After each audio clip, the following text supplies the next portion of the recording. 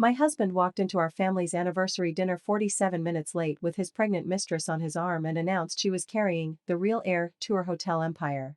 I did not scream. I did not throw my wine. I did not slap him, even though half the room looked like they were secretly hoping I would give them a show worth repeating in country club bathrooms for the next decade. I simply unfolded the white linen napkin over my lap, looked at the woman's swollen belly, and smiled as if humiliation had been printed on the evening menu between the scallops and the champagne. The dinner was being held on the top floor of the Whitmore Grand, the crown jewel of Whitmore Hospitality Group, a chain of luxury hotels, resorts, and private residences my husband's family had built from the bones of one roadside inn in Georgia. From the 62nd floor, downtown Chicago glittered beneath us in heart blue and gold lights, clean and cold and indifferent, like the city already knew someone's life was about to be gutted in public.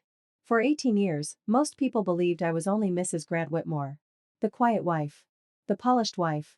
The woman who remembered which investor was allergic to shellfish, which senator preferred bourbon neat, which charity gala needed orchids instead of lilies, and which scandal needed a private apology instead of a press release. I had been introduced at board retreats as Grant's better half, then watched men laugh like that was a compliment.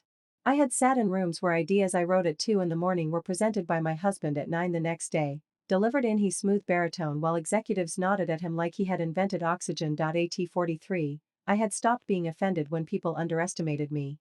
In fact, he had learned to find it useful. My son, Mason, 20, sat to my right. My daughter, Claire, 19, sat to my left. They had both dressed too carefully for a regular family dinner. Mason's jaw was tight enough to cut glass. Claire's eyes kept moving from the empty chair at the head of the table to my face, reading me the way children learn to read weather. Across from us sat Grant's mother, Eleanor Whitmore, with her silver hair pinned in a low knot and her pearls resting against the kind of black dress that made everyone else in the room look overdressed and underbred. Eleanor was 76, born in Savannah, raised by a mother who taught her that a woman's silence should never be mistaken for consent. Grant's chair had been empty for nearly an hour. The board members were beginning to shift in their seats. Harold Keene, chairman of the board, checked his watch for the 5th time. His wife pretended not to notice. 2 private equity men whispered near the windows. The general counsel, Daniel Cho, sat beside me with a folder closed in front of him, his hands folded, his expression unreadable. Eleanor lifted her water glass. Grant always did enjoy an entrance, she said softly. I kept my eyes on the door. This time, I said, I think we should let him have the whole stage. Claire looked at me quickly. Mom. I rested my hand over hers under the table. Not yet. Then the double doors opened. Every face turned. Grant Whitmore stepped in wearing a charcoal suit, a white pocket square, and the satisfied half-smile of a man who believed every room was a courtroom and every woman in it was evidence he could rearrange. Beside him was a younger woman in a fitted emerald dress, one hand resting protectively over her pregnant stomach. She was beautiful in the polished, expensive way corporate men mistake for destiny. Dark hair, sharp cheekbones, nervous eyes. Maybe 29. Maybe 30. I recognized her immediately. Sabrina Vale, Vice President of International Development. Harvard MBA.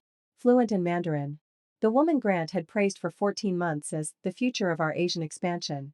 And apparently the future of his bloodline. He placed his hand on her lower back like a signature. Good evening, everyone, Grant said, his voice filling the room. I'm sorry to keep you waiting, but I think you'll agree this was worth it. No one moved. Sabrina's eyes flicked toward me and away again. She was trying to look brave. I almost felt sorry for her. Almost. Grant pulled out a chair for her. I'd like to introduce Sabrina properly. She isn't just leading the Singapore and Shanghai projects. She is also carrying my son. A small sound came from someone near the end of the table. A fork touched porcelain too hard. Grant looked straight at Mason and Claire. My heir.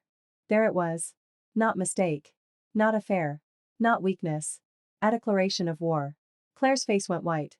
Mason pushed his chair back an inch, but I squeezed his wrist before he stood. Eleanor did not blink, but something behind her eyes sharpened. Grant expected chaos. I could see it in the lift of his chin. He wanted me to crumble in front of everyone, the aging wife replaced by the pregnant executive, the old children demoted by the unborn son, the quiet woman shoved out of the dynasty by biology and arrogance. I rose from my chair. The room held its breath. I walked around the table toward Sabrina. Her fingers tightened around her clutch. Grant's smile grew, thinking I was about to embarrass myself. Instead, I extended my hand. Welcome, Sabrina, I said. Please sit. A pregnant woman should not be left standing because a man enjoys theatrical cruelty. Her lips parted. She looked at Grant, then back at me, unsure whether I was insulting her or saving her. Maybe both. Grant's smile faded. Margaret, he warned. I turned my head slightly. Don't use my name like a leash. The silence after that was better than applause. I guided Sabrina to the seat beside me, not the seat Grant had chosen at his side. She lowered herself carefully, her hand still on her belly. I noticed her wedding finger was bare. Of course it was. Grant loved symbolism when it cost him nothing. During the first course, I asked Sabrina about her work. Not sarcastically. Not sweetly. Precisely. She explained the Singapore financing structure, the Shanghai luxury conversion plan, and the cultural tourism partnership with 2 boutique firms in Asia. Her voice shook at first, but the facts steadied her. She was intelligent. Very intelligent. That made the whole thing sadder. Grant had not chosen a fool. He had chosen someone ambitious enough to believe him. At one point, while the waiter poured white wine for everyone but her, Sabrina leaned close and whispered, "He told me you weren't involved in the company anymore." I looked at candlelight trembling between us. Grant has always confused silence with absence. Her eyes flickered. Before she could answer, Grant tapped his knife against his glass. "Since Margaret has decided to be gracious," he said, making the words sound like a diagnosis, "I'd like to speak about the future." Mason's jaw tightened again. Grant stood at the head of the table, one hand resting on the back of his empty chair. "Whitmore Hospitality has always been about legacy. My grandfather built the first property. My father expanded it. I took it international. Now, stomach. I am forming a separate international entity, Whitmore Pacific, to control our upcoming Asian developments. Sabrina will be involved. My son will inherit a clean, modern platform free from the old restraints that have slowed this family down." Claire gave a bitter little laugh. Grant snapped his eyes toward her. "Something funny?" She leaned forward. "Just the part where you call adultery a corporate strategy." A few board members stared at their plates. Cowards, most of them men who could negotiate billion-dollar debt but could not look directly at a daughter being publicly erased. Grant's face hardened. "You are 19. You don't understand business." Mason stood. "And you don't understand shame." I lifted one finger. Mason stopped, breathing hard. I set my fork beside my plate. "How interesting," I said, "that you want to talk about legacy, Grant. Before you announce who gets the future, perhaps we should clarify who actually controls the present." Grant's eyes narrowed. "What is that supposed to mean?" I reached down beside my chair and lifted the black leather folder I had carried into the room. His smile vanished so fast it was almost beautiful. "What is that?" I placed it on the table in front of me. "The reason I didn't cry." I opened the folder slowly, because I had waited 18 years to do it and I wanted Grant to feel every second. The first document I placed on the table was a copy of the Whitmore Family Voting Trust, created by Grant's father, Charles Whitmore, 18 years earlier, 3 weeks after our wedding and 11 days before he died of a stroke in his office at the original Whitmore Inn. Grant looked at the paper as if it were written in another language. "What the hell is this?" Eleanor's voice cut through the room. "Your father's last intelligent decision." Grant turned on her. "Mother." "No," she said. "You do not get to call me that tonight as if blood is a password." I slid the document toward Harold Keene, or Hospitality Group into a trust controlled by the spouse of the acting chief executive. At the time of his death, Grant had just become CEO. I became the controlling trustee. Harold stared at the signatures. His face changed first with disbelief, then recognition, then fear. "I remember this," he said quietly. "Charles said it was for stability." "It was," Eleanor said. "He knew my son loved applause more than judgment." Grant barked out a laugh. "This is ridiculous. Margaret never controlled anything. She signed whatever I told her to sign." I looked at him. "That is what you needed to believe." I opened the second section of the folder. Copies went around the table, passed by Daniel Cho and 2 associates who entered quietly from the side door. Grant watched them as if strangers had invaded his house, not understanding that they had been invited long before he arrived. "For 18 years," I said, "Grant exercised the voting rights through a limited power of attorney I gave him. That authority was revocable at any time. Every major acquisition, asset sale, debt facility, executive appointment, and cross-border structure required my signature. Not as a wife. As controlling trustee." One of the private equity men muttered, "Jesus." Grant slammed his palm on the table. "This is a jealous stunt." Sabrina flinched. I did not. "No. The affair is disgusting, but it is not why we are here." "Then why are we here?" "Because 7 months ago, I found irregular transfers from our international development accounts into 5 shell companies registered in Singapore, Delaware, and the Cayman Islands. Those companies were not owned by Whitmore Hospitality. They were controlled by you." The room went so still I could hear the faint hum of the heating system. Daniel Cho stood. My firm has reviewed the documents. The transfers total approximately $38.6 million, routed through consulting agreements, inflated land option fees, and false market entry retainers. Sabrina's face drained of color. Grant pointed at Daniel. You work for me. Daniel did not move. I work for Whitmore Hospitality Group. Mason leaned forward, his voice low. Dad. Grant looked at his son as if Mason were an employee who had spoken without permission. Stay out of this. Mason's face tightened, but he sat back when I touched his arm. Sabrina had opened her copy of the documents. Her hand trembled over the pages. The emerald dress, so bold when she arrived, suddenly looked like costume armor. You told me Whitmore Pacific was being created for our child, she said. Grant turned to her quickly. It is.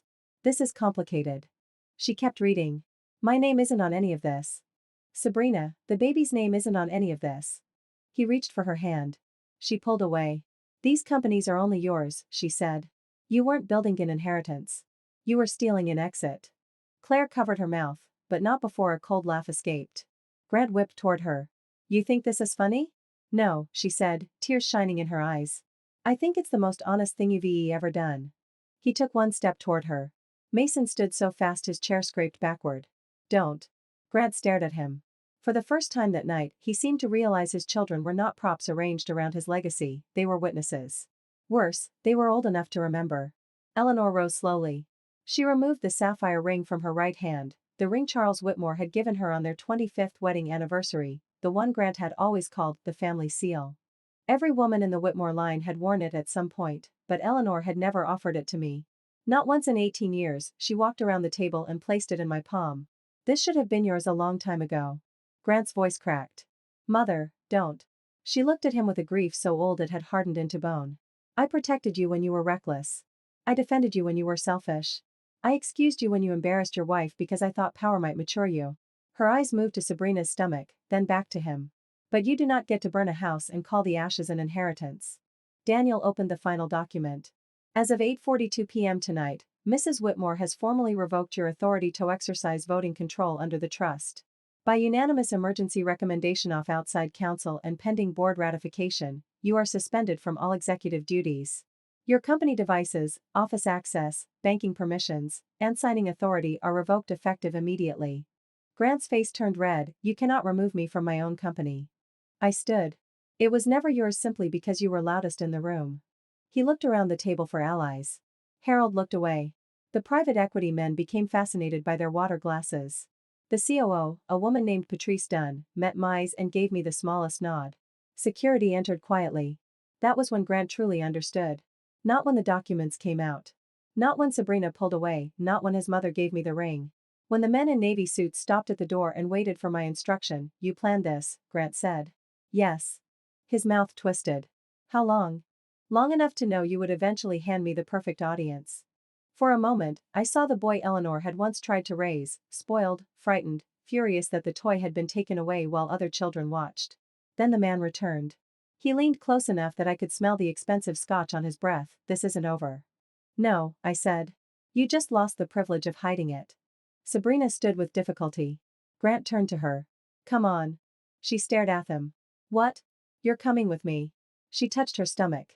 No, Grant. Imnit. His eyes widened, not with pain but with offense. You're carrying my son. And that is exactly why I won't raise him beside a man who lies to every person who trusts him. For the first time all night, Grant had no line prepared. Security moved closer. Mr. Whitmore, one of them said, we need you to come with us. He straightened his jacket, trying to gather dignity from fabric. Hell looked at me one last time. You think they'll accept you? You think these men will follow a wife who arranged flowers for board dinners? I smiled. Grant, half the flowers were tax-deductible crisis management. Allah broke somewhere near the middle of the table. It was nervous, but it was real. Grant's eyes burned. Then security escorted him out. The doors closed behind him with a soft, final sound. For several seconds, nobody spoke. The skyline glittered beyond the glass. The candles still burned. The main course sat untouched under silver lids. In the corner, the waitstaff stood frozen, unsure whether they were still at a dinner or inside a corporate execution. I looked at them. Please serve the dessert, I said. The pastry chef made bourbon pecan torte, and I refused to let a fired man ruin good butter. This time, more people laughed. Not loudly. Not freely. But enough. Sabrina sat beside me with tears sliding down her cheeks. She looked younger now, stripped of the fantasy Grant had wrapped around her. I thought you were just his wife, she whispered. I know. He told me you didn't care about the company. He told many people many useful lies. Her hand moved across herbally. I believed him. That was his talent. She looked at the folder. Do you hate me? I thought about it. Truly thought about it. The easy answer would have been yes. She had walked into my family's dinner wearing a dress bright enough to be awound. She had allowed herself to be introduced as the future while my children sat there being reduced to old furniture. But I had seen her face when she read those documents. I had heard the exact second her dream cracked. My problem is not that you loved him, I said. My problem is that he made Bothoffus useful. She bowed her head and cried silently. Claire watched her from across the table, rage and pity fighting in her expression. Mason looked out the window, his hands clenched. Eleanor returned to her seat like a queen returning from a battlefield she had not wanted but understood. Harold cleared his throat. Margaret, what happens now? I closed the folder. Now we protect the company before Grant sets fire to what they cannot control. That night did not end with dessert. It ended with Lawyerson 3 time zones, frozen accounts, emergency calls to lenders, and a silent ride home with my children in the back seat like they were 8 and 9 again instead of almost grown. When we pulled into the driveway of our Lake Forest house, the one Grant bought because it looked like old money even though his grandfather started poor, Claire finally spoke. Did you know about Sabrina? I turned off the car. Yes. Mason's head snapped toward me.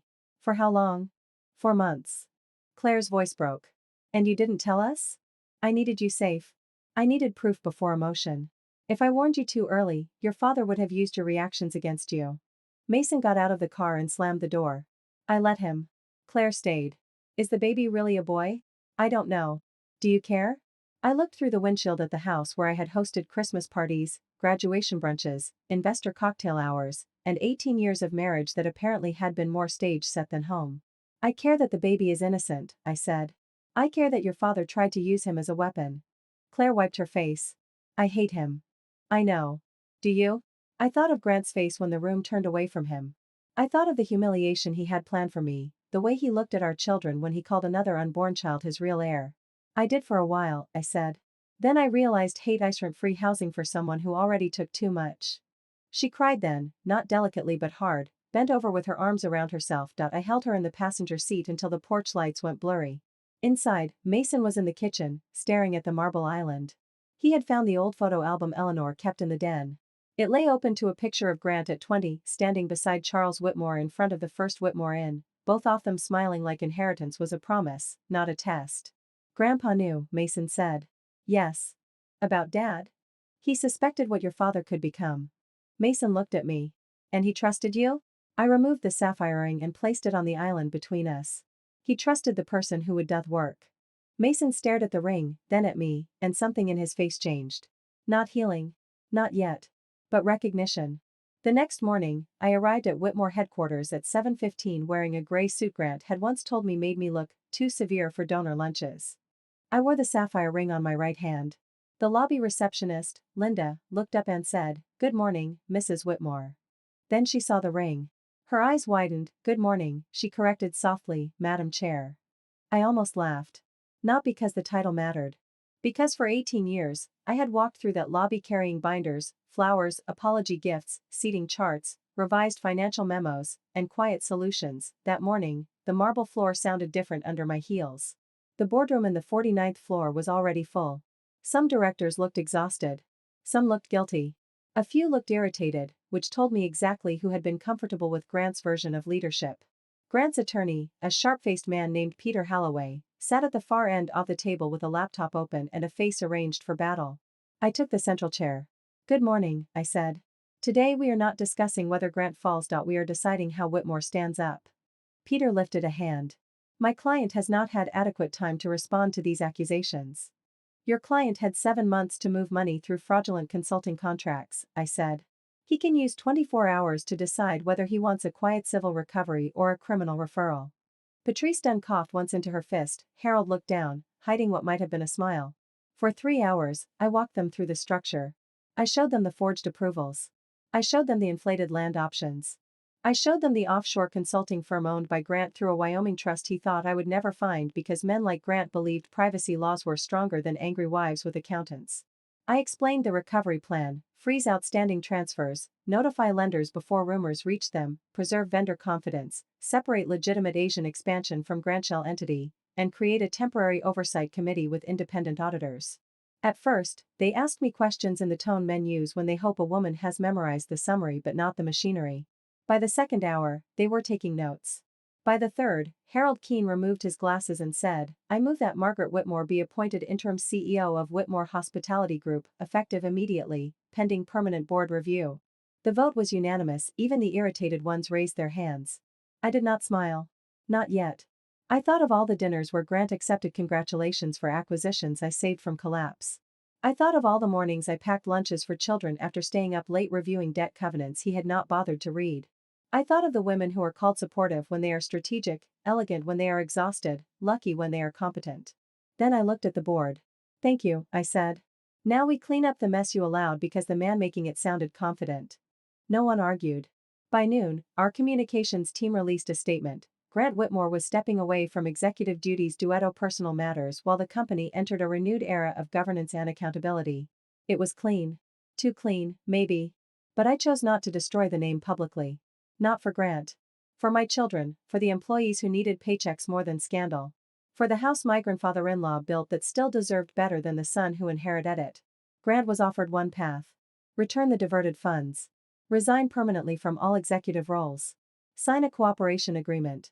Accept a restricted family trust settlement with no voting power. Or face federal investigators.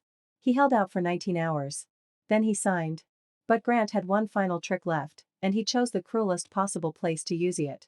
3 days after his suspension, I received a call from Claire at 6:03 p.m. She was crying so hard I could barely understand her. "Mom, you need to come home." My stomach dropped. "Where are you?" "In the driveway." "He's here." Grant had gone to the house while I was still at headquarters. He had brought a moving crew, claiming he had the right to remove personal property. By the time I arrived, 2 men were carrying out boxes from his office, and Grant was standing on the front steps with a smug little smile, holding a framed photograph of Mason and Claire as toddlers. Mason stood in the yard, fists balled. Claire was beside him, shaking. Grant lifted the photograph. "I thought I'd take the memories I paid for." I got out of the car slowly. "Put it down." He smiled wider. "There she is. The new queen."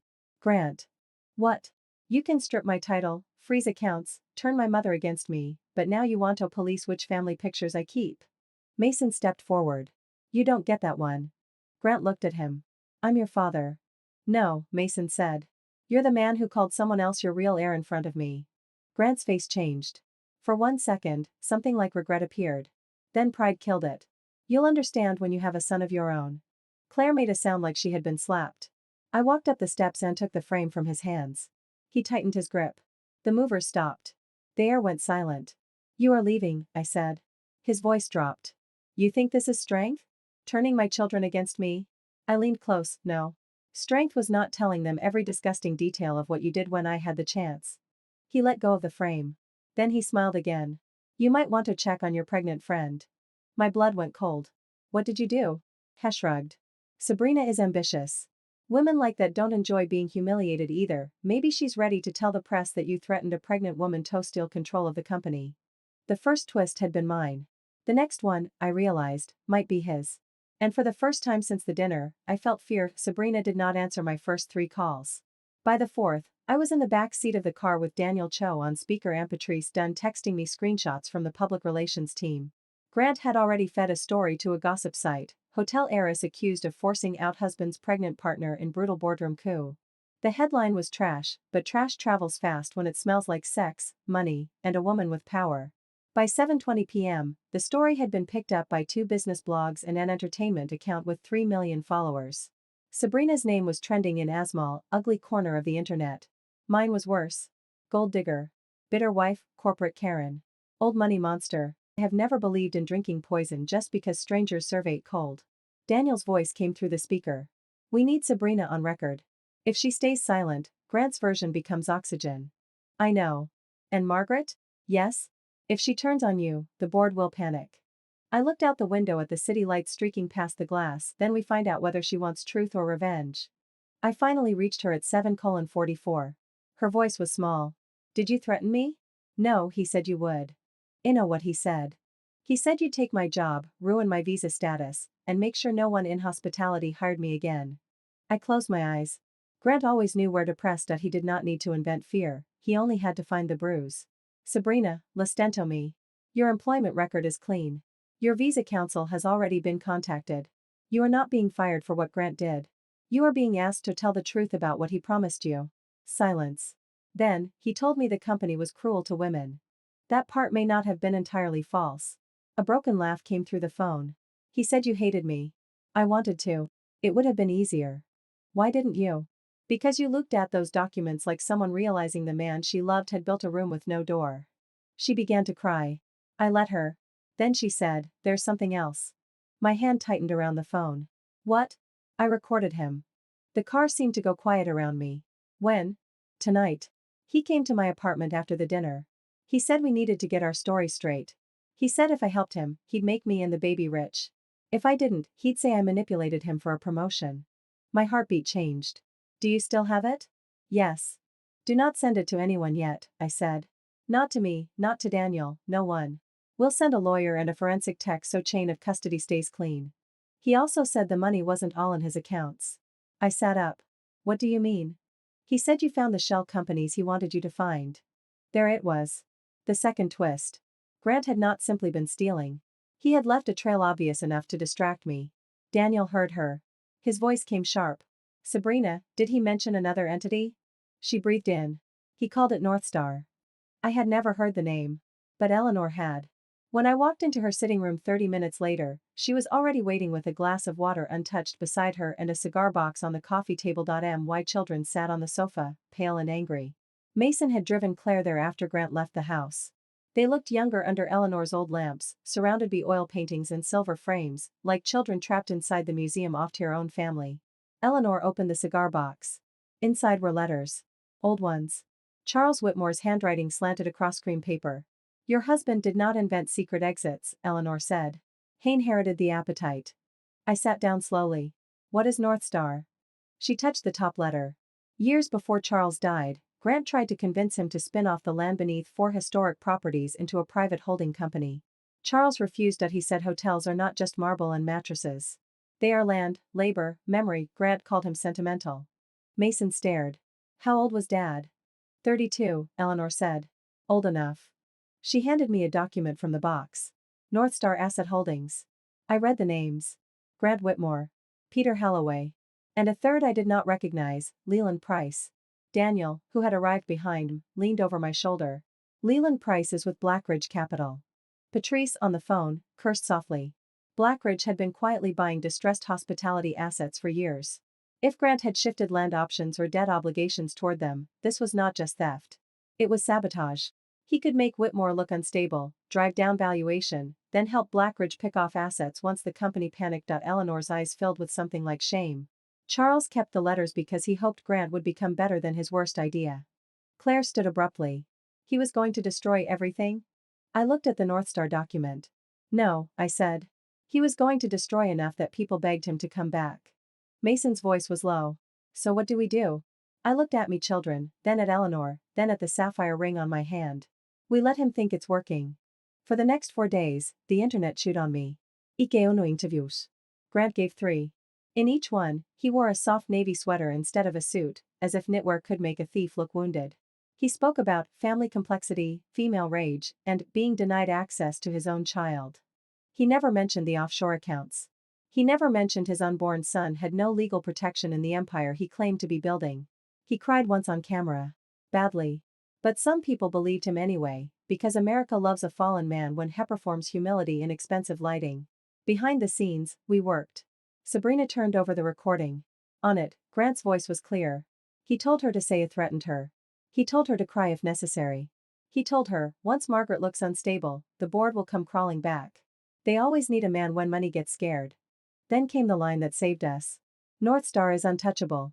She found the bait. She never finds the vault. The vault was not a place. It was a deal. Daniel's team traced North Star through 9 layers of entities until they reached a pending transaction scheduled for Friday morning, the transfer of development rights tied to 3 Whitmore properties in Hawaii, Colorado, and South Carolina into a debt-backed structure controlled by Blackridge Capital. If completed, it would give Blackridge leverage over nearly $600 million in future assets. Grant had not been stealing from the company. He had been preparing to hold it hostage. Friday morning, the board gathered again. This time, Grant came. Not because he was invited. Because he had obtained a temporary court order forcing the company to allow him to attend as a non-voting former executive while his attorneys challenged the trust action. He walked in with Peter Holloway on one side and Leland Price on the other, smiling like the prodigal son had returned with a loaded gun. Cameras waited outside the building. Investors were nervous. Employees were reading headlines in break rooms. The company's stockholders were demanding answers. Grant looked at the board, then at me. "Margaret," he said warmly, "for everyone's benefit. I hope we can stop this madness before it destroys what my family built." I stood at the end of the table. "I hope so too." He blinked. He had expected anger. I gestured to the empty chair opposite me. "Sit." The meeting began with Peter Holloway arguing that I had emotionally manipulated Eleanor, coerced Sabrina, and weaponized an obscure trust document in a personal vendetta. I let him speak for 11 minutes. Then I said, "Are you finished?" Peter smiled thinly. "For now." I turned to Grant. "You've claimed publicly that I threatened Sabrina Vale." He folded his hands. "I believe Sabrina is under tremendous pressure." The door opened. Sabrina walked in. Every head turned. She wore a simple black maternity dress, no jewelry except small gold hoops, no dramatic makeup. She looked tired. She looked frightened. But she did not look weak. Grant's face changed so fast I knew he had not expected her. "Sabrina," he said softly. "You should bear a sting." She looked at him. "I rested enough while you lied." Daniel played the recording. Grant's own voice filled the boardroom. "Once Margaret looks unstable, the board will come crawling back. They always need Amon when money gets scared. Northstar is untouchable. She found the bait. She never finds the vault." No one moved while it played. When it ended, Grant's skin had gone gray. Peter Holloway closed his laptop. That was how I knew we had him, but I was not finished. I clicked the remote. The screen behind me lit up with the Northstar structure, the Blackridge agreements, the hidden development rights, the debt triggers, the names, the dates, the signatures. Leland Price stood. "This is confidential financial material." I looked at him. It was. Now it's evidence. He reached for his phone. Two federal agents entered before he could dial. Not dramatic agents in sunglasses. Real ones. Calm, ordinary looking, carrying folders instead of weapons. That made it better. Real power rarely needs theater. Grant turned toward Peter. "What is this?" Peter did not answer. Daniel said, "The Department of Justice and the SEC were notified this morning." Grant stared at me. "You called the government on your own husband?" I stepped closer. "No. I called them on the man who tried to bankrupt 15,000 employees to win an argument with his wife." His mouth opened. Nothing came out. For 18 years, Grant had mistaken my restraint for devotion. He thought because I had cleaned his messes, I would always choose the family name over the truth. He did not understand that I had protected the name until the name became his weapon. Sabrina placed one hand on her belly. "You told me he would inherit everything," she said quietly. "But there was never anything for him, was there?" Grant looked at her. For one terrible second, I thought he might lie well enough to hurt her again. Then he said, "I was trying to build something." "For yourself," Claire said from the doorway. Grant turned. Mason and Claire stood beside Eleanor. I had not asked them to come. I would not have. But Eleanor had, because old Southern women understand a public reckoning better than most judges. Claire's eyes were wet, but her voice was steady. "You brought her to dinner to Erasius," she said. "You used a baby to humiliate Mom. And the whole time, you were stealing from all of us." Grant's face twisted. "You don't understand what it feels like to carry a legacy." Mason stepped forward. "No. I understand exactly what it looks like when a man drops one and blames everyone else for the sound." That broke something in Grant. Not his guilt. I am not sure men like him experience guilt the way other people do. It broke his performance. "You all enjoyed my money," he snapped. "The houses, the schools, the vacations, the name. You think any of you would be standing here without them?" I laughed once. It surprised even me. "Grant, you inherited the door. Other people built the building." His eyes cut on me. "You were nothing when I married you." I took one more step forward. "I was the woman your father trusted with the votes because he knew you would confuse ownership with entitlement. I was the woman who negotiated 6 hotel saves during downturns while you played visionary on magazine covers. I was the woman who knew the lenders by their children's names, the union reps by their contract histories, and the housekeepers by their injury claims. I was the woman making sure your empire did not collapse under the weight of your ego." The room was silent. I pointed at the screen. And I was the woman who let you walk into dinner with your mistress because I knew arrogance is most useful when it brings its own microphone. For the first time in 18 years, Grant looked small to me. Not powerless. Small. There is a difference. The agents escorted Leland Price out first.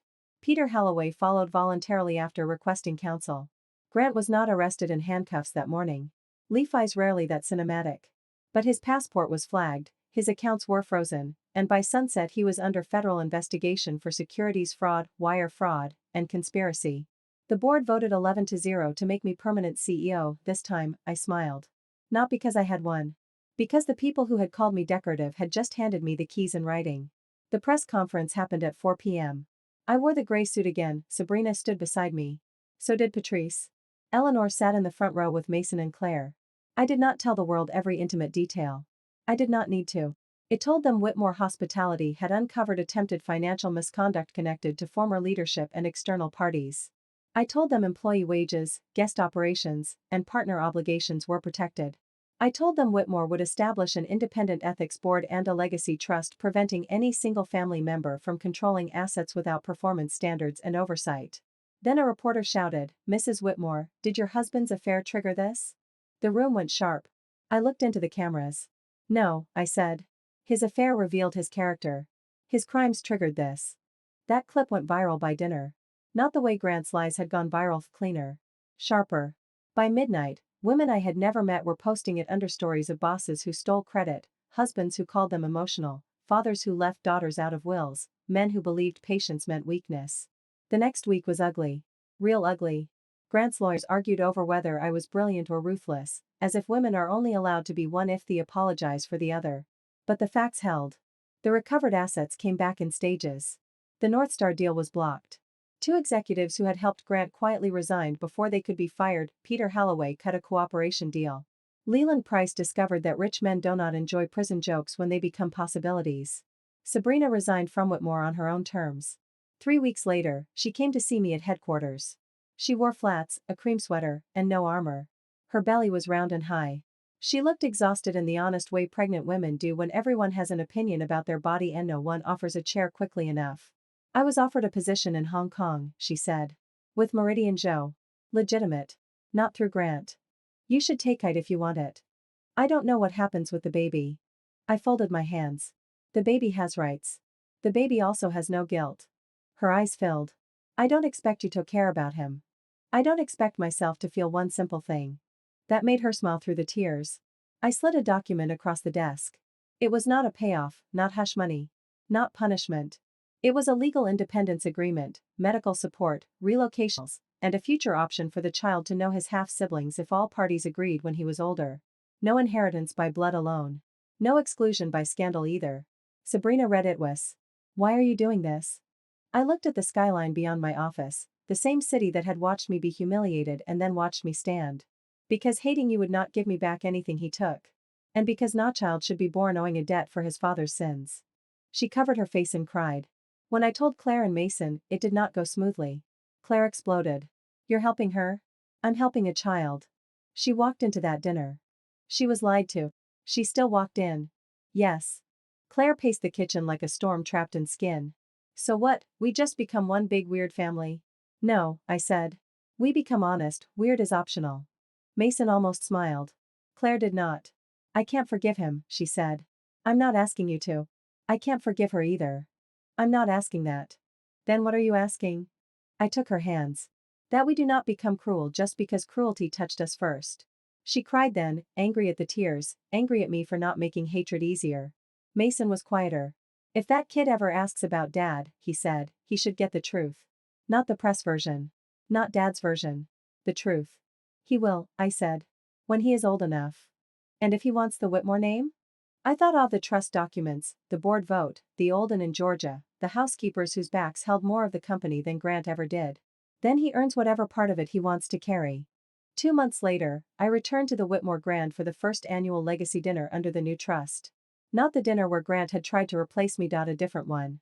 The top floor room had changed. I had removed the massive portraits of Whitmore men staring down from the walls like ownership was genetic.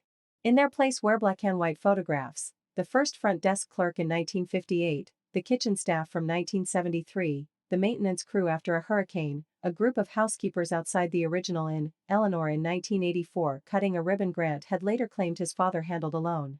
At the center of the room was a small framed photograph of Charles Whitmore. Not the formal portrait Grant loved. A candid one. Charles in rolled-up sleeves, helping carry chairs into the original banquet hall. Eleanor stood beside Mew when she saw it. He would have liked that one. I hope so. He trusted you, she said. I know. No, she said. I don't think you do. Charles did not trust easily. Especially not with the thing he loved most. I looked around the room. The company? She shook her head. The chance that someone might make us better than blood. That night, the board formalized the Whitmore Legacy Trust. 51% of voting control would remain protected under ethical governance rules. No child, grandchild, spouse, or executive could assume power through family name alone. Leadership required experience, review, and accountability. Community development, labor standards, and environmental impact were written into the trust like financial covenants. Some investors grumbled. I let them. Then I said into the microphone, a family name can open a door. Integrity decides whether you are allowed to walk through it. Claire took my hand under the table. She did not say anything. She squeezed hard. Sabrina attended by video from Hong Kong, 8 months pregnant, sitting in a small apartment with soft light behind her. Some people in the room stiffened when her face appeared on the screen. I let them be uncomfortable. Comfort had protected too many lies already. This child, I said, will not inherit shame. He will not inherit power either. If someday he wants a relationship with this family, it will be built with truth, not entitlement. Sabrina pressed her lips together and nodded. Mason lifted his glass toward the screen. Claire hesitated. Then she lifted hers too. That was not forgiveness. It was something braver. A beginning without pretending the past had not happened. Grant did not attend, of course. By then he was living in a rented penthouse smaller than the guest wing of our old house, giving vague interviews about personal reinvention and stepping back from public life. He posted photos off books he did not read and coffee he did not drink. Occasionally, he sent Mason and Claire long messages about loyalty. They answered when they wanted. Respect, they had learned, is not a subscription you owe. Become me the photo first. A little boy, red-faced and wrinkled, furious at the world for being bright. His name was Daniel Vale. Not Whitmore. Vale. I stared at the photo longer than I expected, then I forwarded it to Mason and Claire. Mason replied after 2 minutes. He looks mad. Claire replied an hour later. He has Mason's eyes when he was a baby. And just like that, quietly, the world did not end. It rearranged itself. A year later, I walked through the lobby of the Whitmore Grand on a rainy Tuesday morning with a stack of reports under one arm and coffee in my hand. The new front desk trainee saw me and straightened too fast. Good morning, Mrs. Whitmore. Linda, still at the main concierge desk after 22 years, corrected him gently. CEO Whitmore. The young man turned red. I smiled. Margaret is fine if you know where the fire exits are. He laughed nervously. Linda winked at me. The lobby smelled like lemon polish, coffee, and rain on wool coats. Guests moved past with rolling suitcases. A little girl in pink boots jumped over the gold lines in the marble floor. A bellman I had known since he was 19 waved from the doors. This was the empire Grant thought he owned because he could stand at the top of it and speak loudly. But power is not the chandelier. It is the wiring. It is the woman reviewing contracts after midnight. The clerk remembering Aguist's grief. The housekeeper reporting a broken lock before danger walks through it. The mother holding her daughter in a driveway after the father Triesto steal the family pictures. The pregnant woman brave enough to hand over a recording that ruins the man she once loved. The grandmother finally admitting love without accountability is just a softer form of damage. Grant tried to walk into dinner with his pregnant mistress and bury me in front of everyone who mattered. He did not understand that some women spend years pouring coffee while studying the entire map of the kingdom. Some women look decorative because men are too vain to notice the keys at their waist.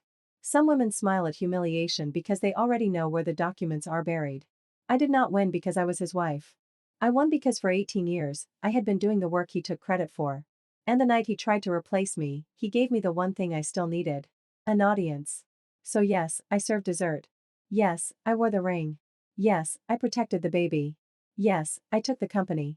And if Grant ever wonders where he lost everything, I hope he remembers the exact moment clearly. Not the board vote, not the federal agents. Not the viral clip. The dinner.